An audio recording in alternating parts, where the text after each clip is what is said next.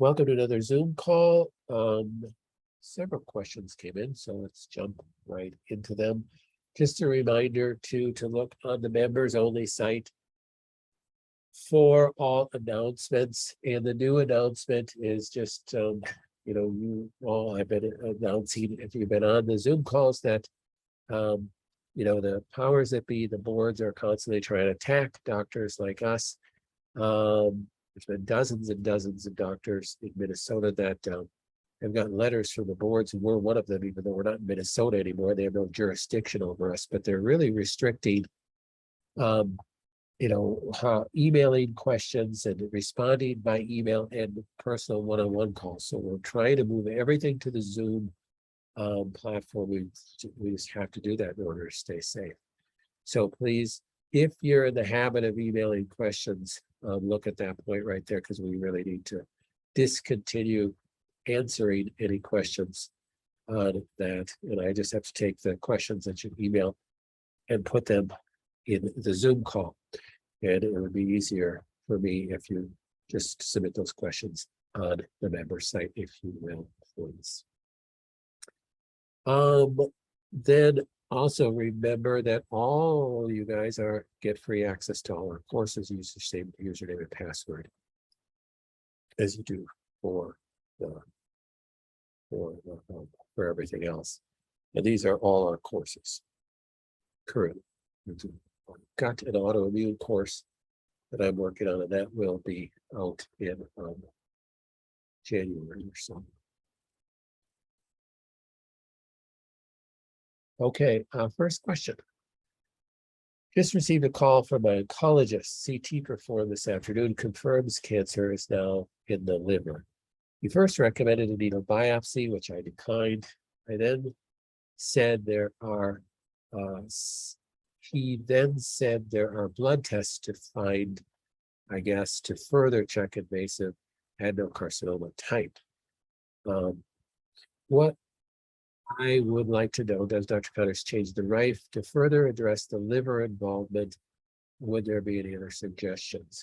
So I do want to address the first part here. If there's thought that there's metastasis to another organ like the liver, it's not uncommon that an oncologist is going to want to do a biopsy of that area just to confirm that it's a metastasis. Well, how would you know it's a metastasis?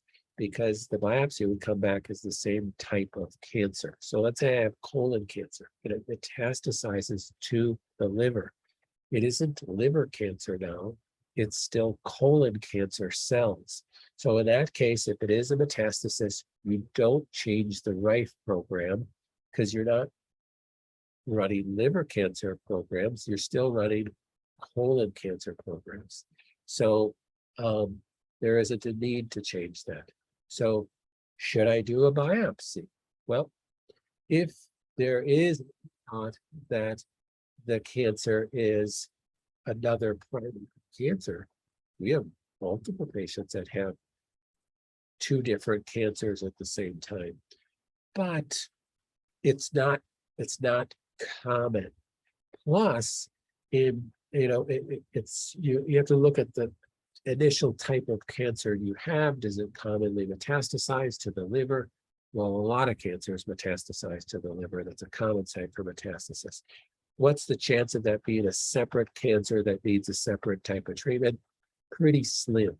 What's the chance of the biopsy causing more harm than good? Yeah, you could argue that might be high. So it's nice that your oncologist will look at other ways to decide if it's the same adenocarcinoma type than to come in and do a biopsy and push you towards that pathway. Most oncologists don't. They may strongly suggest it because it is the standards of care practice to do a biopsy of another site that might be seen on a CT scan or a PET scan. But I think a lot of oncologists, if it was them, they wouldn't necessarily do that. So they don't typically push that hard. So End of this question, does Dr. Cutters change the rife? If it is a metastasis to the liver, metastasis to another organ, no, you don't change the rife. It's the same cells that are metastasized to the bone or the lung or the liver. So there's no need to change the rife program. If it's a separate standalone primary cancer, then yes, you need to run frequencies for that other cancer. So how would you know that? The only way to know is to a biopsy. But then you gotta play the odds a little bit too. So a perfect example would be like if I have colon cancer and then I have this mass on my thyroid. Does colon cancer ever metastasize to the thyroid? I don't think there's ever been any published data that the colon cancer would metastasize the thyroid. 99.999% chances if it is cancer on the thyroid, that it is a completely different thyroid cancer instead of colon cancer. So yes, then you would change the right programming to include appropriate frequencies for that other primary cancer. In a past call, you said not to sleep with the grounding pad or the ion foot bath. Is it okay to sleep with a half sheet grounding pad? One of the grounding sheets that you sell on your site. Does it work okay with nightly use of the Rife machine? Yes, it does. I suggest that you use it on the lower half of your bed, though, not on your full bed. I suggest use it from the waist down, where your waist would be more than likely when you're lying or sleeping in your bed. Put it underneath your fitted sheet from the waist down. So that the idea is that the possibility exists that if you roll over and the bulb is laid on the sheet and you're 2 feet away from the bulb, you're losing a lot of frequencies right to the ground if it's laid on the grounding sheet, and you're getting less going through your body. So if you're really good at holding the bulb on your chest and snuggling with it, on your belly and snuggling with it, and you sleep on your back all night, then you could actually have it on the full sheet. I don't see any problem with that at all. But if you roll over to your side at all, the bulb ends up on your side at any point in the night, and you have the sheet on the full part of the bed, then you could effectively be losing some of the frequencies right to the ground, because that's what it's going to be attracted to. I've answered this question multiple times on multiple Zoom calls, and I'm pretty sure we haven't split up on the Rife portion of the member site. So please look at that. I don't mind answering questions again. That's no problem. But do look at when you have Rife questions, do look at the Rife section of the member site as well, so that you can kind of not have to wait to get to the answer to your question. What are the suggested Cutter's protocols for peripheral neuropathy? Well, there are multiple. So it really depends on what the cause of the peripheral neuropathy is. So let's finish the question. I visited a clinic that works with neuropathy patients, and their protocols use the Rebuilder. Is this a newer model than the one you sell? So the Rebuilder 2407 is a Rebuilder 300 plus an EMS machine piece to it too, and it's far more expensive. You don't need the EMS piece to the machine, so we don't sell this one specifically for that purpose. You don't need that there's no need for that higher cost piece if you have neuropathy. So we only sell the Rebuilder 300. That's why we sell that. Secondly, light therapy for angiogenesis. I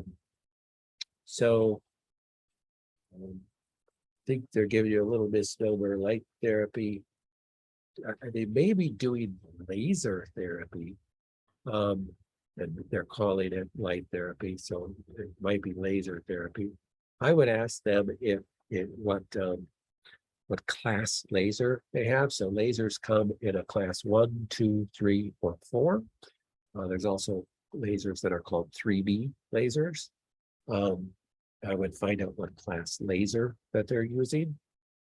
Laser for peripheral neuropathy can help too. So that is a good therapy.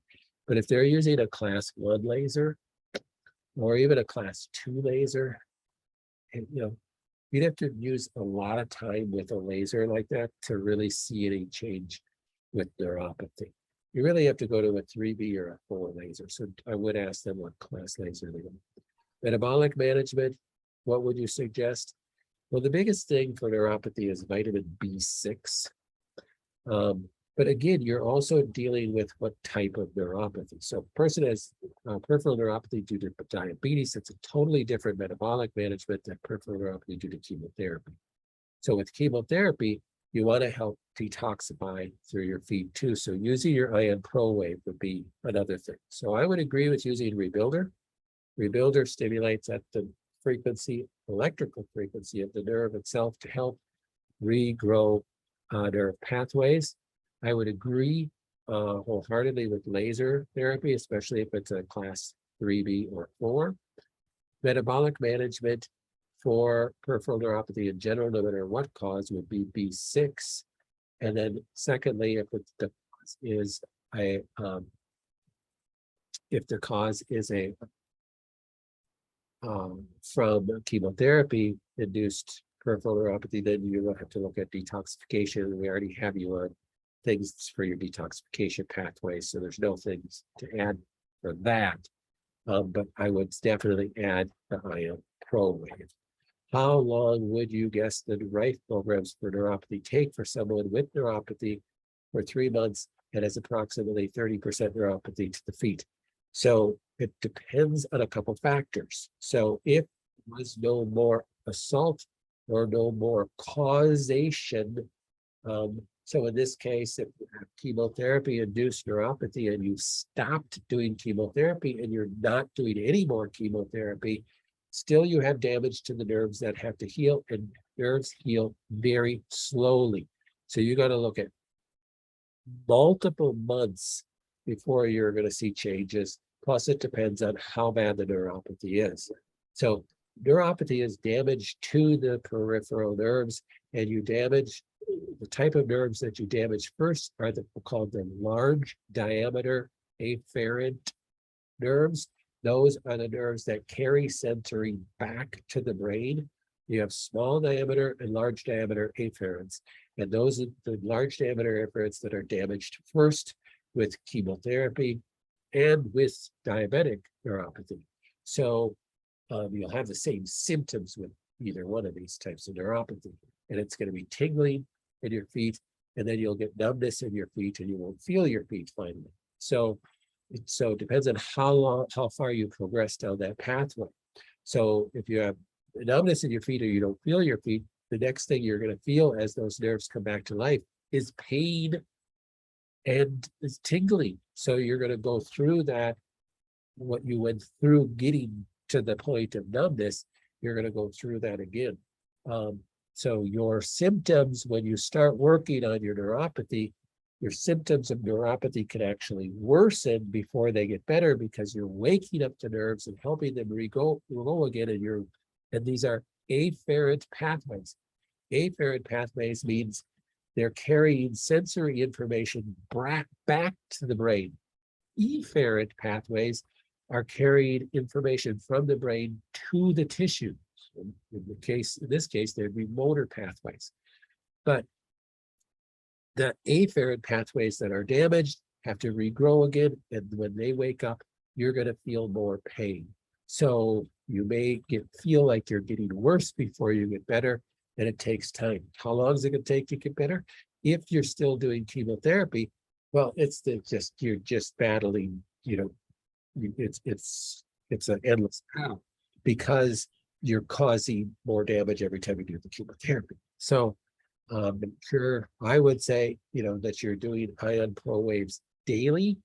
And that's why I'm big into you having a rebuilder at home, so that you can do it twice a day. It's hard to have a laser at home because they're pretty pricey, but you can certainly have a Rebuilder 300 at home. I don't know, they're about $800. And you already have the Ion Pro. So you could do most of this work at home. If you're going into a clinic and doing it 3 times a week, you're going to have much more limited success. So that would be my suggestion.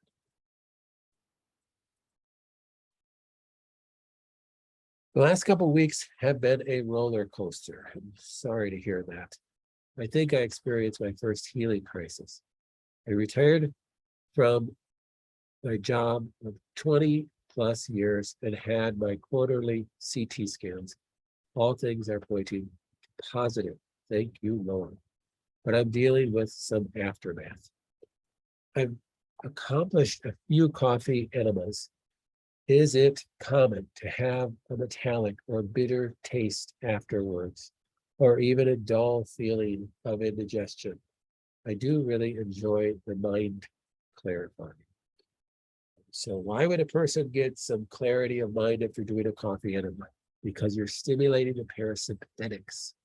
And the parasympathetics, I've said, do a lot of good things. They stimulate your immune system, they stimulate your detoxification pathways. What I haven't talked a lot about is it stimulates the rest and relaxation neurological pathway in your brain. So it can be very comforting and relaxing to your brain.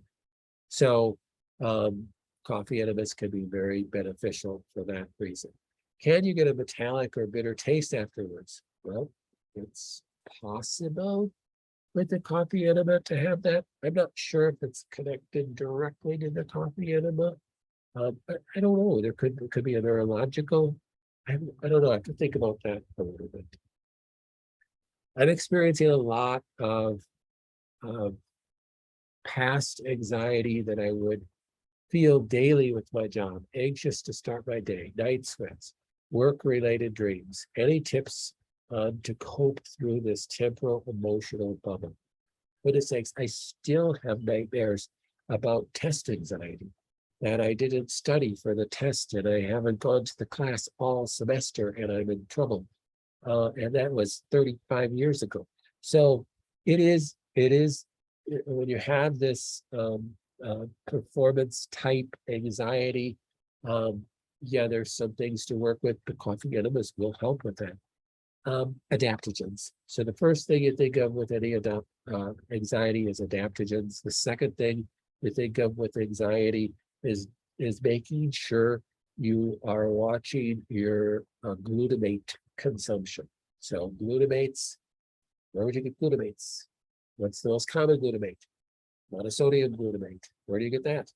Just about any prepared meal, just about any restaurant you go to, you're going to be consuming monosodium glutamates. Well, glutamates, why would they put glutamates in food? Because they stimulate your brain. Glutamates are an excitatory neurotransmitter, and it makes you think, wow, that was really tasty, and I want to eat that again.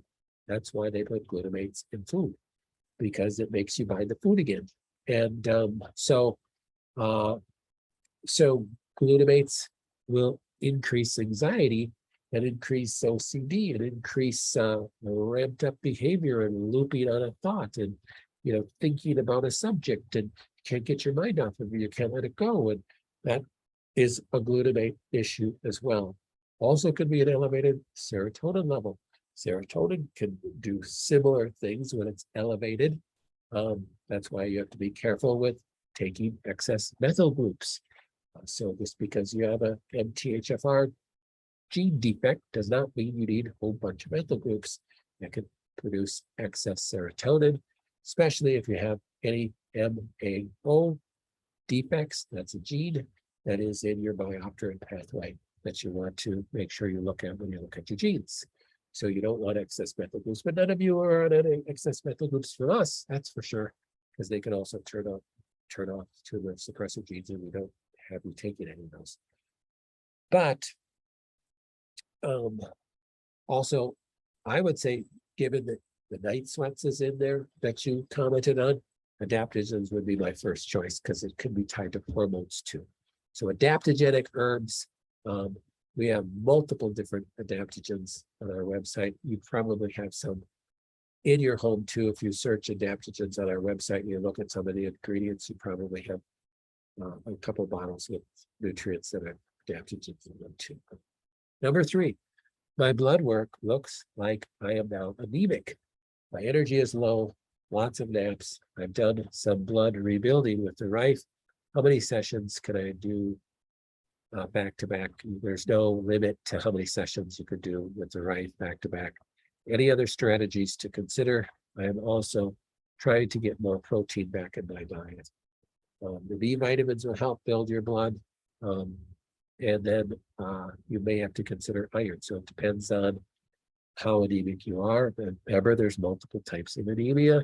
If you have anemia of chronic disease, you also have low red blood cells. If you have anemia of folate, that's an issue that's different. If you have anemia of B12, that's very common. So taking hydroxycobalamin might be in order too. If you're going to take iron, remember, use our iron protocol where you take artemisinin with it. You talked about ALKP. That's an acronym for alkaline phosphatase in the blood work last week.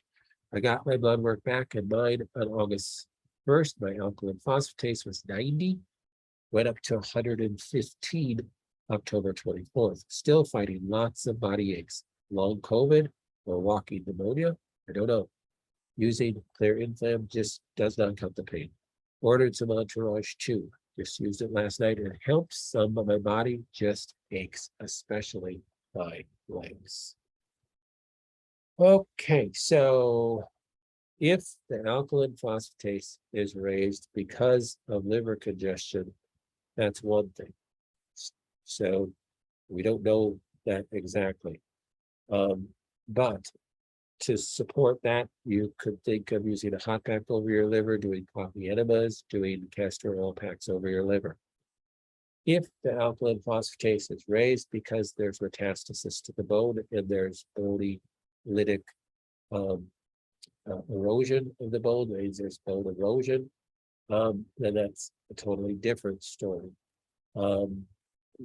Might be helped with using Greek extract, e.g. CG, which can help decrease the inflammatory process that's going on at the bone. But addressing that is important too. That the pain and the body aches kind of concerns me. I don't remember who asked this question, but if you don't know that you have any metastasis or you've had it confirmed that that isn't the problem, then if it's confirmed that you have no bony metastasis and the alkaline phosphatase is raising just because of the liver or liver congestion or something else going on in the liver, I'd stick to the suggestions that I gave. If you know that you have bony metastasis and that's the reason for the alkaline phosphatase rising, then the Clear Inflam will help with that too, but that wouldn't be my first choice for the pain. I would also make sure in your blood work to look and see if you have elevated blood calcium levels. So that's another hint that there's some lytic function going on. So if your blood calcium level is even at the high end of normal, and it wasn't, and it was within the middle of the range in the previous test, that would be another hint that it's caused from an elevation of bony lytic growth. So you want to make sure that you're addressing that in some way too. That can give you pain in your legs also. Also, pain in your legs can be caused from anemia, so make sure you look at your CBC as well. Because iron deficiency can be causing that too. Well, there's the second part of the question. What else can I do to bring my red blood cell count up? Well, that's telling me that this person has anemia that can be causing from your legs.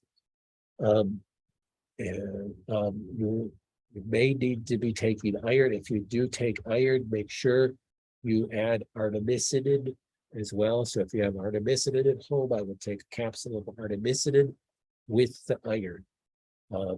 Just take a good type of chelated iron, not not a prescription iron. That would be ferrous sulfate, which is hard on your gut and poorly absorbed and poorly utilized. So like our clear iron, or there's other good iron products out there. Most reputable nutritional companies have a good source of iron, but you do want to take it with an artemisinin.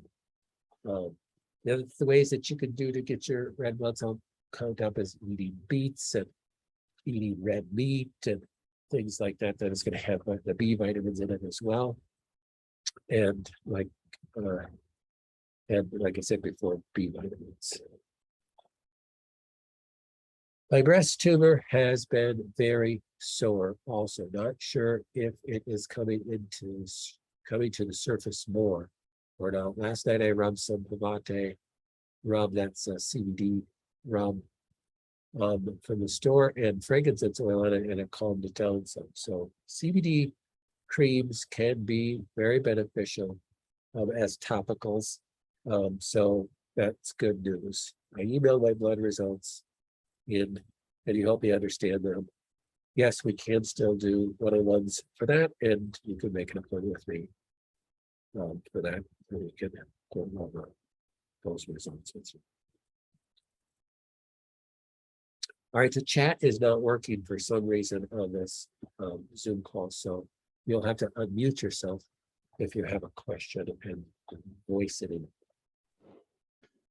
Dr. Connors? Yes, sir. Can you hear me? Yes. Yep. This is Steve, and just curious, I've been trying the Life One protocol along with everything else, and it's just a lot of healthy supplements, of course, as you probably know. But one of the things it says, in order to allow it to help you more, because I've had chemo, it says to take D-aromatase or some sort of estrogen blocker of sorts. I'm just curious what your thoughts are about that. So estrogen blockers, you're talking about like DIM and things like that, natural estrogen blockers? Yes, that's correct. Okay, so a lot of people think that those are only for women, and that is a huge myth. We are all exposed to exogenous estrogens. That's estrogens from our environment. Men are exposed to just as many as women. So just because women make more estrogen in their body than men do, men still make estrogen. But it isn't the estrogen that you make in your body that is the problem. It's the exogenous estrogens, the estrogens that you get from the environment. So men need DIM almost as much as women need DIM. Now, DIM is just one thing that can help block bad estrogens. Look on our blog under aromatase. Just start typing aromatase, and you'll see multiple blog posts on aromatase inhibitors. So aromatase is an enzyme that's made in all your cells, and it's more potent in your fat cells. Your fat cells are the cells that store hormones. So if I have excess hormones today, they can either get dumped into my colon and be exited into the toilet, or they'll be stored in my fat cells. And then they will aromatize through the process of an enzyme called aromatase into hormones. They can aromatize into different metabolites of testosterone and estrogen, and that can cause problems. So if anybody here has done the Dutch test is a dried urine hormone test. It's the most accurate hormone test. If anybody here has done that, you see that you have a lot of different metabolites of your hormones. You don't just have testosterone and estrogen and progesterone. You have all these other metabolites. This could metabolite is A converts to B, converts to C, converts to D, and D is really the most utilized form of estrogen, right? So you have estrone and hydroxyestrone and 2-hydroxyestrone and 4-hydroxyestrone and 16-hydroxyestrone. And it's the 4-hydroxyestrone pathway that can be very damaging and be a major player in cancers. So how do you get rid of those? Well, you get rid of those naturally through pathways, but the problem is that we have so much extra estrogen that we're exposed to that we get an abundance of 4-hydroxyestrone. And that can be very damaging to our cells. Even if you do not have an estrogen receptor positive cancer or a HER2 positive cancer, it can still be a player in a cancer. So I'm very careful not to give people way too many supplements, but you got to consider at some point that maybe taking something to help with that, with pulling out bad estrogens would be a good idea. Now we have a new product called Aroma Clear, and it's meant to be play on aromatase. We have to be so careful how we name supplements. That's a private label supplement, and I believe it has calcium deglutarate in it, has DIM in it, has something else in it. I can't think of it off the top of my head. But that is going to be one of my new favorite supplements to use for pulling out bad estrogen. So look into that. So I know a lot of people are like, I'm tired of taking supplements. I don't want to take any more supplements. I'm not saying that everybody needs to take that, but that can be a good player in some people's fight.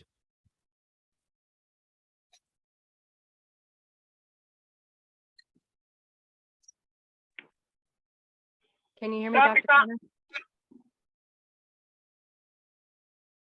Hello? Yep. I wanted to ask another question about my heavy metals test that came back so high in the gadolinium after my MRI in August. I was kind of freaked out by that, but then as I researched a little bit more, it seemed like maybe that wasn't as horrifying as I thought, because it would seem to mean that the gadolinium hasn't completely settled into my brain and my tissues yet. It's still circulating and I'm flushing it out through my urine. So is that okay thinking, or is that totally off, missing the mark? So clarify, was the heavy metal test you did a urine test? Yes. Was it a provocation test? What does that mean? Meaning, did you take a bunch of chelator beforehand? No. Just do a 24-hour urine. Yes. Okay. So in one sense, yeah, well, I'm getting it out. It's in my urine. So there really isn't any great test for heavy metals. So there's the hair analysis test. Well, how accurate is that? I don't know. To be honest, I don't put a ton of faith in that. There's the urinary 24-hour urine test. Usually it's supposed to be a provocation test, meaning that you take, for a couple of days, you take, very strong kind of overdose on chelators, and then you do a 24-hour urine. I don't like that test at all, because you're basically pulling a bunch of stuff out of the tissues in what I call phase 0 detoxification process, and you're dumping it into the blood and basically overwhelming your liver, and these are going to circulate around and dump somewhere else in the body. What doesn't get out in the colon and in the urine. Can I jump in here 1 second? Because Yep. I just remembered I did have to take a pill in the morning before I started. It was 500 milligrams, I think, of something or other, and I don't remember anymore what it was. It was probably either DMSA or EDTA. Yes, yeah, it was. That sounds familiar. So that's why I don't like those tests, because you could make the person sick. So I don't test for heavy metals with lab tests. I mean, to me, if that's my only two choices, which it is. I don't do that. But yes, that tells you that when you take a chelator, you're pulling it out of the tissue and you're dumping it. That does still tell you that you have a lot of gadolinium in you. Now that may indicate that the pathway in which you get rid of gadolinium, you do have some hindrances there. It would be interesting to do a study of 100 people that did an MRI, and 1 month later you do that same test and see how many of them have elevated gadolinium. I would be willing to bet that it would be a small amount, because not everybody has issues with gadolinium. They are able to readily get rid of it. It's maybe on the NAT pathways or the PON1 pathways, probably. There are some people that have such issues of getting rid of gadolinium that they end up getting really sick, and there's websites of people that have gadolinium toxicity disorders. So most people don't have problems with it. This would suggest that you have some. That's why we try to use a homeopath, because it's a mild chelator. What else could you do? I would look at the mild chelators. If you want to add anything else to your protocol again, I would also mainly support your liver detox pathways. So if you haven't read the 7 Phases of Detox book, that might be helpful to put the whole picture together to make sure that you're not pulling stuff out of the tissues and then it's getting blocked in a dam somewhere downstream and then just circulate around your body. You could actually make yourself more ill. So you're having really good bowel movements and you feel like you don't have any gallbladder issues, then looking at phase 1 and phase 2 pathways of the liver, that's your cytochrome P450 and your PON1 pathways. I don't know your genes off the top of my head, but if you have any PON1 issues, which most cancer patients do, maybe ramping up the PON1 products would be in order. Pomegranate is a good food to support the PON pathway as well. Those are the kind of things I would look at. I did notice that I saw I still have some chlorella and spirulina powders laying around. Is it good to throw those in my smoothie for now? Yep. And use those up and then maybe after I'm done with those, get another chelator? And Maybe I would use mild chelators like that though. if I'm taking PON1 already, I'm taking 4 tablets a day. What does that mean if I'm going to ramp that up? Well, maybe for a time being, go up to 6 a day. Uh-huh. And remember, the nice thing about the capsule versus taking it in a smoothie is that you can take it more throughout the day because you have all these supplements have a half-life in your body. So if you can kind of keep that support of, because your liver is working 24/7, and so if you can, split that through the day every 3 hours, that would be best if you're good at doing that. Mm-hmm. Okay. All right. And by the way, I did come across the research where they have tested people who had a contrast MRI for the first time, and they found gadolinium in their system years later, elevated.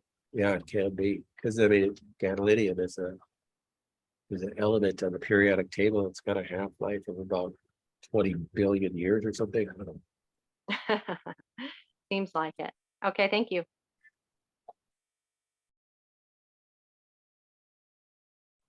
Dr. Connor, Yes. so ClearGym is a part of my protocol. Would it be okay to switch that to the Clear, what do you say, Armo? Aroma Clear? Yes, you could do that. Okay. Okay, awesome. And then lastly, is there like a list of supplements you test us for? Like, I know you test for a lot of supplements, natural supplements. But if it's something that I may be considering, how do I know if it's something that you've already tested before?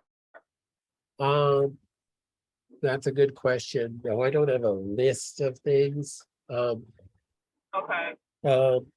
If you want, typically if people are thinking of taking something or they just start taking it if they feel led to take it, and then they'll make mention of it on their next cheek swab test. So I get that a lot. Hey, I started taking XYZ. Can you just check and make sure this is good for me or if I should stop? Okay. Okay. All right. Thank you. You bet.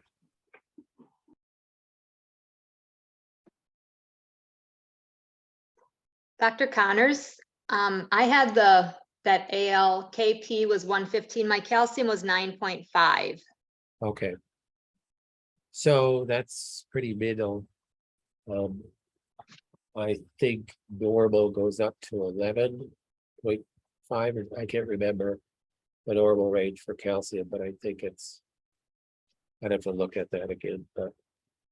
The calcium By up the way, to you tried to 10. send me, did you resend your blood work? Because it didn't come through in a I text. did, I Okay, did. good. And then also, my red blood count, to get that up, I've been trying to eat beets. The red meat I'm supposed to limit since I'm on a low histamine. Yeah, And I did get the B12, the pro hydroxycobalamin from you. So one of those, that'll help Yep. too. the pro-hydroxycobalamin, yeah. Right. Okay, and that will help too. If you're only limiting the red meat because of histamines, I would add some of that to my diet. Okay. So the fresher, the better if you're trying to stay away from histamines. Okay. So lunch meat would not be the first choice. Right. Right. No, Yeah. we have our own beef. So, Oh, well, that's good. Yeah, then you could use that. so that calcium is pretty high. I mean, it says on the sheet 8.6 to 10, Yeah, but 9.5 is on the higher. yeah. So then you're at the high end, and that, we can talk when we go over your blood work. Okay. Okay. I'll call and make an appointment. Okay, All right. Thank you. you bet.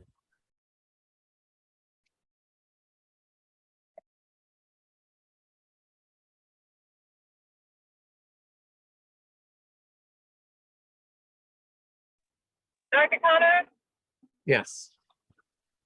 what other things do you test for? I think in one of the Zoom calls, you said that we can send in cheek swabs and ask you to test other things. What would an example of other things be? Because I'm not familiar with how kinesiology works in the test. So let's say the person sends in a cheek swab, but let's say they were doing some research and they thought, oh, I heard this talk on, I gotta mute you while I answer this, okay?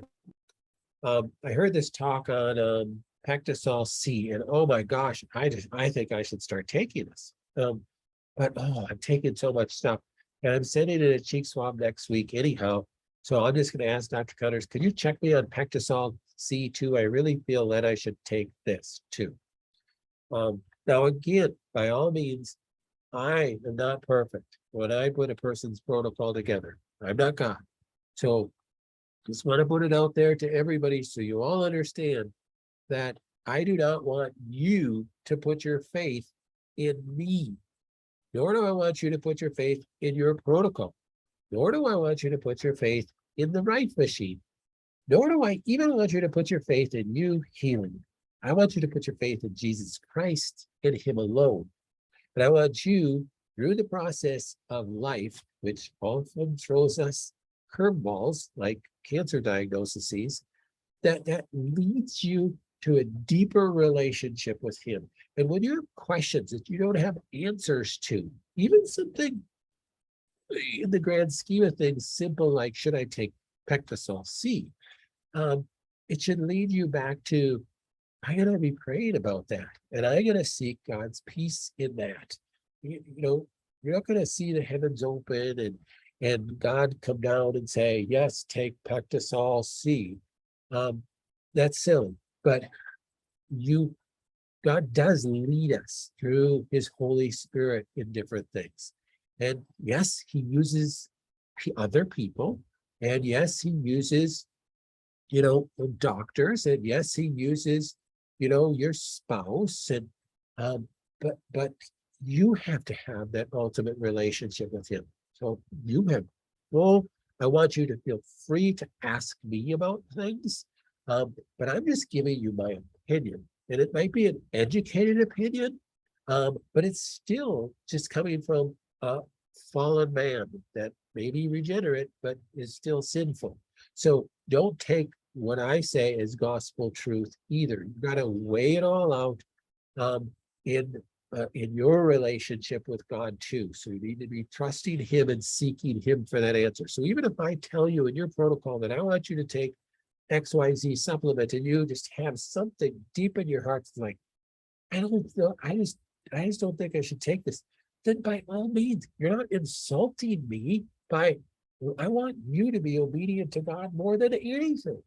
So, do follow the leading of the Lord. Part of the struggles in our life are to drive us to a deeper relationship with him, so that we can hear that still small voice inside of us that leads us in different directions, maybe sometimes in very different directions than what others may be trying to push us in. So you need to learn. That's what maturity is learning to hear God speak to you in ways that are just gentle and nudges. That's how he talks to us. He doesn't beat us up. He doesn't shame us. He doesn't guilt us.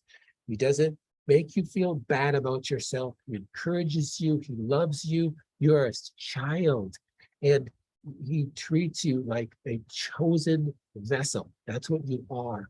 So let this cancer be something that drives you closer to him. If your cancer is getting better, then he gets the glory. If your cancer is getting worse, then yes, seek him for it. Ask him for healing. Ask him for different direction. But the truth is, and I share in my personal story, and I do recommend that you do go back and watch those videos. There's time, and there's going to be a time again in my life that I'm going to be near death. And I had to struggle through those things too, like you, maybe now, or you are going to in the future. We're all going to die. And when we get near that time, we need to be driven closer to him and accepting what his will for is in our life. And ultimately, our whole purpose in this walk that we have on earth is to be molded and shaped more to the image of his son on a daily basis. We're going to sin constantly. We repent and ask forgiveness. God forgives us freely because we are his children, but he wants us to be closer to him today than we were yesterday. And I feel like that all the time. And you will too. And that's okay. That's part of your walk. That's part of growing. That's part of maturing.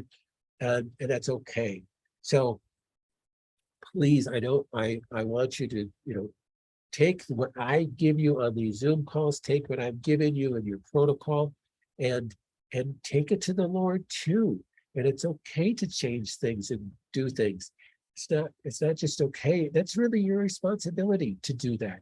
Take whatever doctors are giving you and go, oh, I'm going to pray about that and think about it. I trust your wisdom, but I trust God's leading more than anything.